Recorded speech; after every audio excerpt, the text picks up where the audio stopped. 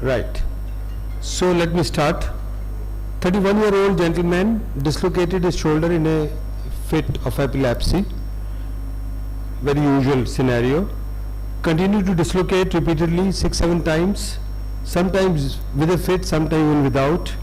And after 6-7 times he decided to get operated. And he went to a doctor. CT was done, which showed 15% glenoid bone loss and a Hill-Sec, as you can see here. So my first ARS starts right away. So in a 31-year-old, not perfectly controlled epileptic, most of them are not, dislocating repeatedly with or without fit, with that kind of a clinical picture, what is your choice of treatment? And these are the options. Can you have the ARS?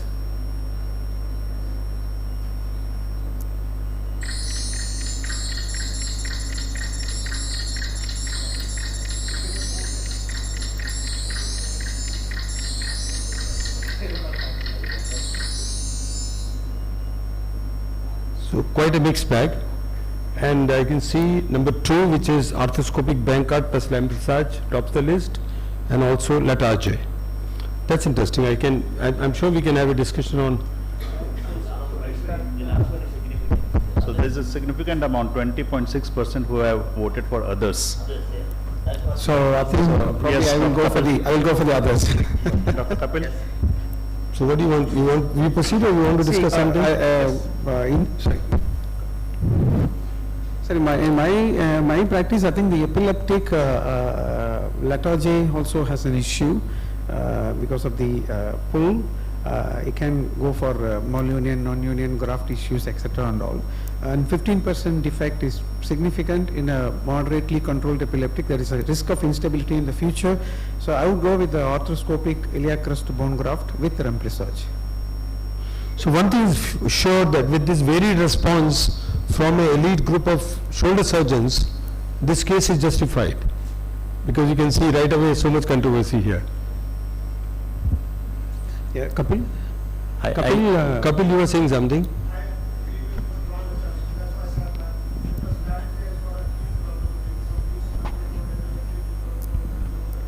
Mike, please. So yeah, I was just going to say exactly what Ram has said. I would go for an iliac crest bone graft, arthroscopic. If it fails, if he has a seizure and you got a bone block, and I've got 2 cases, one is a success in an epileptic who had a seizure 10 days after his procedure, and one is a disaster who had a seizure and he has ripped off his iliac crest bone graft, but I just have to go and salvage the bone and take the tapes out. I don't have problems with broken hardware, so I would go for an iliac crest bone graft arthroscopically. Dr. Maheshwari, I got a slightly different view. I'll go for iliac crest bone graft only. I'll probably won't do any further Lampressage because it's probably uncontrolled seizures. I don't want to put any muscle part there, okay, or tendon part there. So good 30% are opting for arthroscopic Bankart plus Lampressage, almost 1/3. Okay. Okay, so in my case, well, just before answering what my option would be, I'm assuming it's an anterior instability because he's got seizures, and in this setting it's not uncommon to have posterior instabilities as well. So I wouldn't know if there's a combined anterior and posterior instability, but let's assume it's an anterior instability following the imaging workup that you shared. So in this particular case, I would do a Latarjet. I think that would be a good option. I assume that just going for the soft tissues would be risky in this particular case, and I would not add the Lampressage. In the case, I would go for a Latarjet because the bony lesions are important enough to justify bony augmentation, but one would expect that you would be turning this. So are we concluding that 30% who are opting for arthroscopic Bankart and Lampressage have a lesson to take home? Can we say that? Well, I wouldn't know. Perhaps I do have, but it's arguable, of course. This is my opinion. Okay, so if I was B, I would definitely go in thinking maybe I'm doing something different. Right. So arthroscopic Bankart with Lampressage was done. You can have any view from the audience in support of arthroscopic Bankart with Lampressage. Somebody want to speak to? 30%. That's good. Good. 30% quite happy doing arthroscopic Bankart and remplissage. Anybody would like to defend? I would like to ask in this, do we really look at, apart from the epilepsy, a lot of requirements of the patient? Let's say if he is an overhead athlete, he has other requirements or not. In that case, He is the usual guy. normal means 90% my practice is usual guys, they're not over athletes. So okay, if he's a non-epileptic, can I just, for discussion? Yes? Yes, Milind.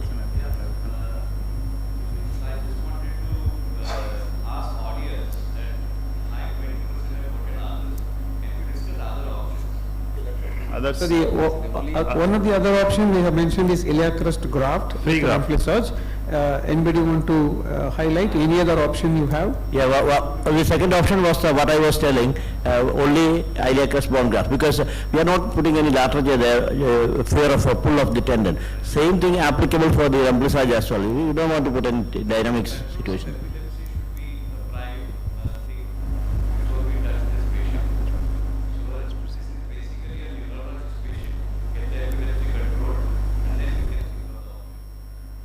Basically, So I'll come to that. Basically, the point is that whatsoever fixation you do, if you throw epileptic fits, it's going to dislocate. So as per records,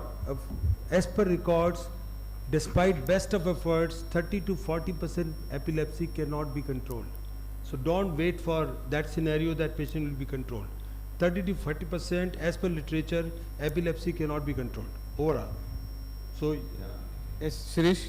I would, because it's 15%, I would use a scapular spine bone graft and I would use a button fixation, because see, whatever so-called controlled epilepsy is going to pre-dislocate. So I'm thinking, how will I salvage easily? With button and scapular spine, I'm okay. I can easily do a revision surgery so, if required. but it's still So- bony, it's still bony. Yes, bony, but graft would be scapular spine. so Dr. Maheshwari, basically we have two options, arthroscopic Bankart with remplissage, and then there is free bone graft. It can either be iliac bone graft or spine. So let's go ahead. Right. So this was done, as I declared already, Bankart with remplissage was done 2019. He dislocated 2020 again in a fit, and of course it was reduced. He dislocated a few times thereafter and was waiting what to do till it became really a nuisance, and then he was taking treatment. He became fit free for 6 months under neurologist, and he was then asking for surgery because it's getting too bad. He was dislocating every other week. So now he wants surgery.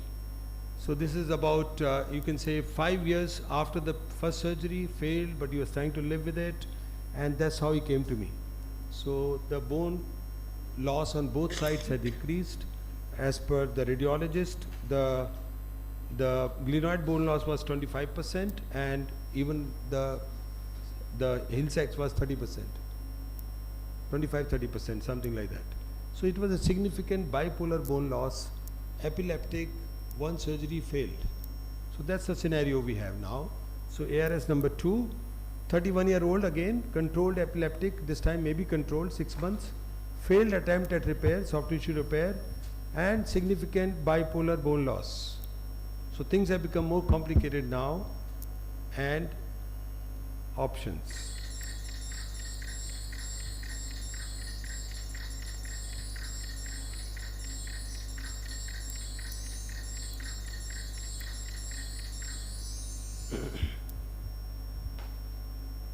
There are some people who say do nothing.